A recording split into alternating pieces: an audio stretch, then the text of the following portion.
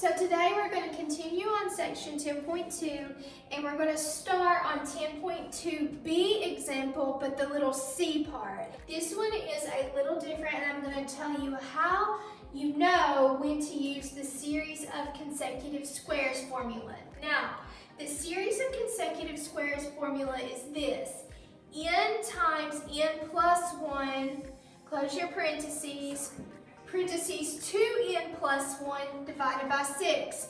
This formula is different from the other formulas that we have talked about. Now, here is the thing. There are several formulas. You are not required to remember them all. You only need to know when to use them. So, when do you use this one? Well, when you look at your series and you see a little I squared, you're going to know that is the series of consecutive squared. The I here is squared, so you cannot use the other formulas. You have to use this one. So if you look in your example, 10.2b, the little c part, we have our series, we have an I squared here, and our upper bound is 6, and our initial is 1. So we are going to use the series of consecutive squares formula, which is this. Now, all you do is plug in 6 for n into this formula. So it's going to be 6, and then parentheses, 6 plus 1, and then in your second part, parentheses, 2 times 6 plus 1 divided by 6. The 6 down here does not change. It's not part of this series in particular. It is part of the formula in general. So if this was 8, this would still be 6. We're not changing the denominator at all. You're going to go ahead and work your numerator. So 6 times 6 plus 1, which is 7. And then this is going to be 12 plus 1, which is 13. So you're going to have 6 times 7 times 13 divided by 6. And when you work all of that out, you're going to get 91. Now let's look at example 10.2c. Now, 10.2c is a little bit tricky. It's called partial consecutive series property.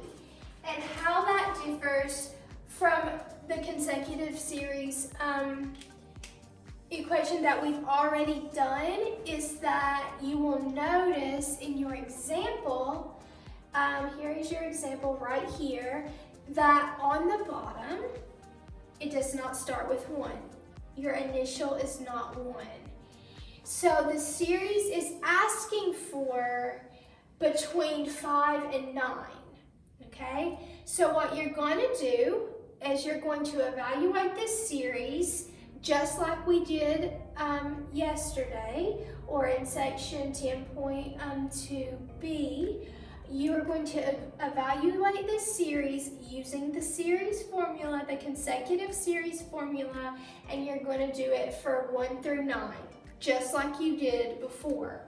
So you're going to go ahead and n is 9, so you would say 9 parentheses 9 plus 1 divided by 2. Okay? All right, so that's going to give me 9 times 10 divided by 2, and that one is going to give me 45. Now, the way that it is different is because of this 5, we can't just answer this way because this gives me the series from 1 to 9. So what you do is you're going to use this formula again to evaluate from 1 to 4. 1 to 4 is not asked for. We do not need it, so we are going to separate it with a subtraction. We are going to evaluate from 1 to 9, and then we are going to subtract 1 through 4 because it doesn't ask for 1 through 4, it asks from 5 to 9.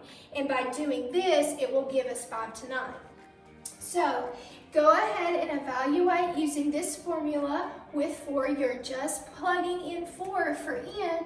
So 4 times 5 over 2 is going to give you 20 over 2, which is going to give you 10.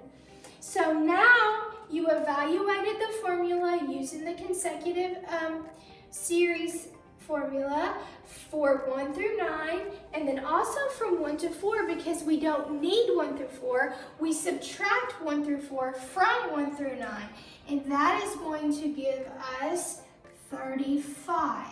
And you can look at your example in your book on 10.2c and see that this is how we do it. Now, this is not anything new. We've already worked with this formula. It is the consecutive series formula.